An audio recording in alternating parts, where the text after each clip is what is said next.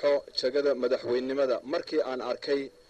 dhibka dadka Soomaaliyeed maanta haysta markii aan arkay kadib ayaa igu khasabtay in aan isu soo sharaxo jagadan sababtoo ah qof waliba hawshan wuu ka warwareegay dadka Soomaaliyeed haddii aan qof u kicin cirka cidi uga iman mayso Soomaaliduna waxay ku maamaadaa kugu qabatay waa la qaataa maanta way igu qabatay in aan ma garanaysaa aan soo istaago oo damiirkayga iyo dadnimadayda ayaa isiiyay Soomaalidana maanta waxaan leeyahay war waxa aan u taagnahay anigu non violence movement oo ah macnaheedu yahay dhaqdhaqaaq aan dagaal ku dhisnayn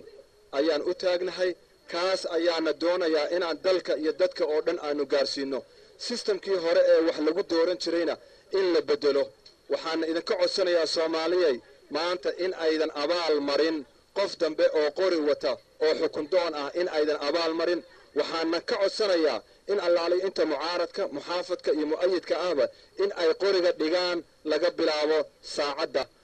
hore dad in inoogu filan hore ayay u dhintay wadankeena Soomaaliya ma gaarin wadanka Soomaaliya ma dawladda Soomaaliya ma dhacday ma yeerin all baan haddana aad iyo aad baan wadankeena dhibaatada ku dhacday ama dhibka gaaray aad iyo aad baan ugu faraxsanahay qof wax noo qabta ama qof wax bartay oo wadankeena si fiican xaq bilaadanimada noogu dhaqa aad iyo aad baan uga jilcooda wadankeena dhibka